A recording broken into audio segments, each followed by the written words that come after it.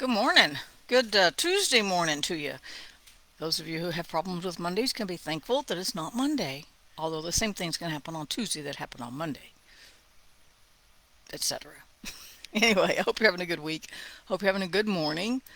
Let's see. I want to remind you that we've got 3 weeks left in our study of the John epistles because we're going to take on 2 and 3, and I got to hurry up and get those together. I got second John almost done, and third John I got to get those done so we can cover them, and then I'm going to add them to the book. So they're not added to the book, so you'll have to ask for the PDF, and I'll let you know when I have those ready. Hopefully, maybe I'll have it done by tomorrow. I don't know. We'll see. That would be good, wouldn't it? And then, or at least by Thursday, definitely. That way, it gives a week everybody, and then I'll put it in the book, make all the corrections we found in the book that were wrong, all the grammatical mistakes, misspellings, or weird wording. I got all those notes in my little study guide, so that's a good thing about having it all digital. You can just go fix it, right? You don't have to keep repeating the same mistake.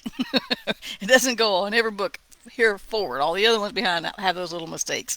Anyway, I hope you're having a great day. So join us Thursday night live here on Facebook Live for uh, we're going to be finishing up First John this week. We are going to finish chapter 5 and talk about what we learned throughout the whole thing of First John.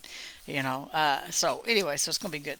So this morning, let me just put it this way: the last few days, I've had the opportunity to talk with a lot of people about faith. Now, before I proceed, I want to talk about what we talked about yesterday. We took out of Psalm 90 that He has been our dwelling place, our hiding place, a place for us to live for all generations. Same thing out of Psalm 46. God is our refuge and strength, a very present help in trouble. I want to take that and talk about faith a little bit because sometimes, especially those who came out of the faith movement, and there's still a lot of this teaching out there now, that faith helps you avoid things, right? If you have faith, there's a lot of condemnation. Well, look at this. God is our refuge and strength, a very present help in trouble. Whoever wrote that scripture in the Bible, it says the sons of Korah, had some trouble. You can't appreciate him as your refuge unless you need protection from something, right? Unless you need protection from a storm, an attack. Matter of fact, we got the whole armor of God. We talked about that not long ago, right? Paul told him to put it on so that you can stand in the evil day. So evil's going to come against you, but you got the armor. Trouble's going to come against you, but you got God, right? He is our strength. We're going to Ephesians there. It says you can stand against all of the fiery darts of the wicked one. You can stand against the wiles of the devil. That's his plots. The devil wants to take you out. He doesn't care about your physical body as much as he cares about your faith. And so I'm looking at this scripture here in Psalm 46. He's our refuge and strength, a very present help in trouble. And I just want to encourage you that, if you're breathing, you're facing something. And that's one thing about my Bible study guides and even this live video. It's kind of separating me from some of the mainstream because I want something that's practical and applicable, right? And it's not practical to say your faith will make sure, if you have faith, you won't ever get sick. Doesn't even make sense, right? If you have faith, nothing bad will ever happen to you. No, you need your faith. You need a refuge. Why is God our refuge then? If we got enough faith, we don't need a refuge. If we got enough faith, and I'm being facetious here, if we've got enough faith, we don't need healing. If we've got enough faith, we don't need His strength. If it's all in what we can muster up. See, our faith is when those things in life go bad, so to speak, right? He is there to undergird us. So if you're facing something, don't let someone tell you you're facing it because you don't have any faith. We're breathing. We're gonna have something There's gonna be something every day.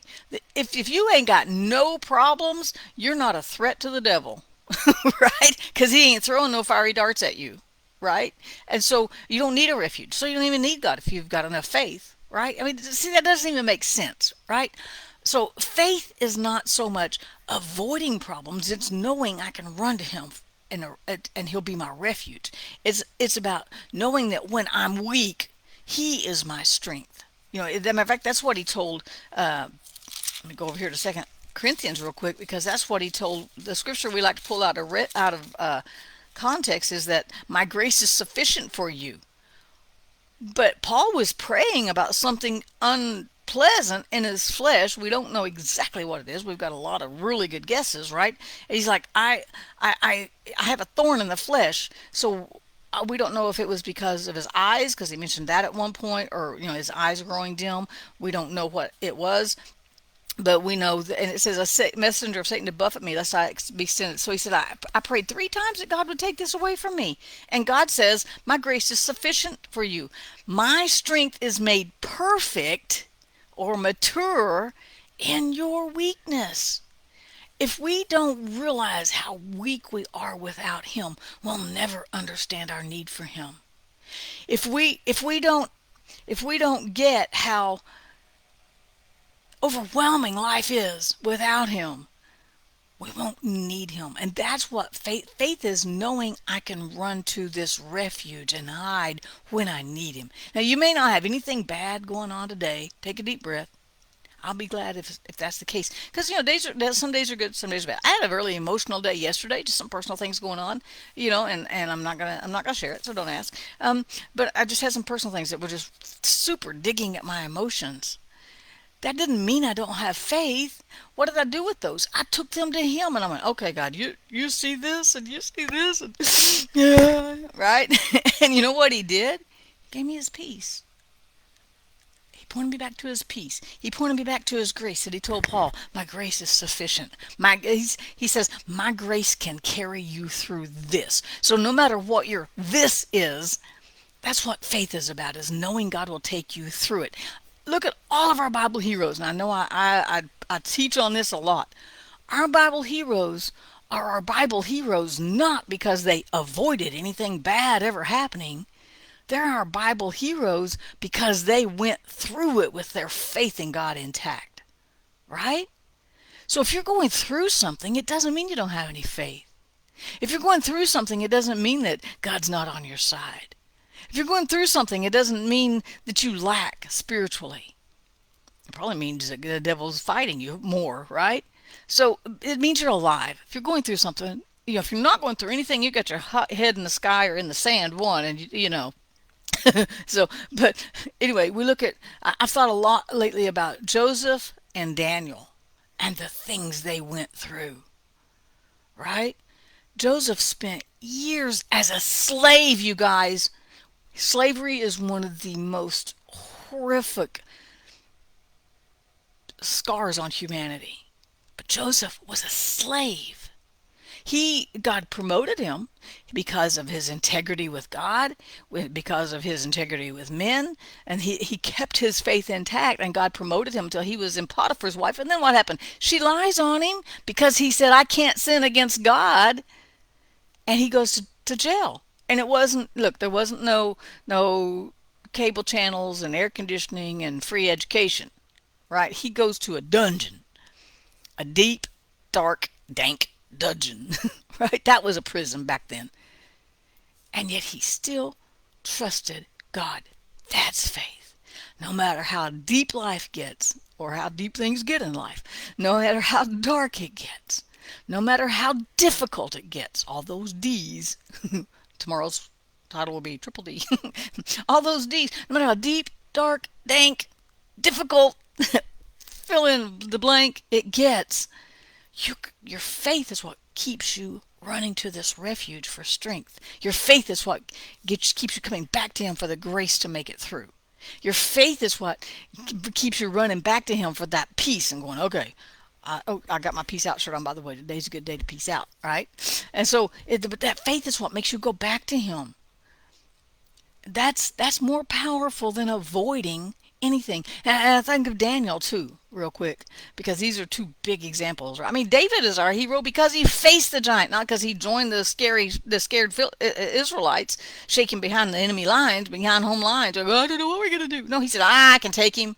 Why? Because he said, God will deliver me into your hand. Well, God will deliver you into my hands. I got that right, right? He's our hero because he faced the giant. He ran out there on the field by himself. He looked like he was by himself. The host of heaven was behind him and directed that rock just where it needed to go.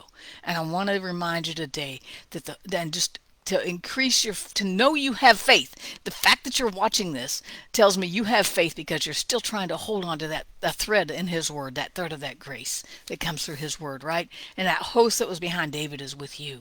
So no matter what kind of giant you're facing today, no matter what kind of prison you're facing today, no matter what kind of bondage you're facing today, um, Daniel, David, there's more D's. What did I say? Joseph, that's a J, right? No matter what, your faith is still intact. The battle can't take away your faith. Your faith doesn't help you avoid the battle, but your faith will carry you to God through the battle, and God will carry you through the battle to victory, right? But battles aren't pretty. Battles aren't fun. Battles mean somebody dies. Some people don't make it through the battle, right? Now we're talking spiritual warfare, and that's still the same. Sometimes the battle's so hard you want to abandon faith, and that's I tried to do that, and I just couldn't do it. I've found instead a deeper trust in God in the middle of the battle, in the middle of the hard circumstances, in the middle of the dark nights. That's faith.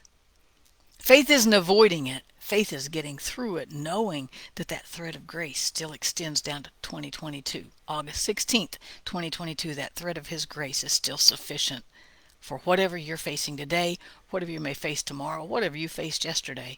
That grace, that thread of grace is still right there for you to grab hold of and to put your trust and faith in God to carry you through whatever it is, because he is still our refuge. He did not clock out in 2020 or any other time in history when it got kind of crazy around here, right? He's still our refuge. He's still our strength. And he's still a very present help in trouble. Trusting that is faith. Have a great day, you guys. Peace out. He's still on the throne. He's still got your back. Have a great day. I'll see you tomorrow.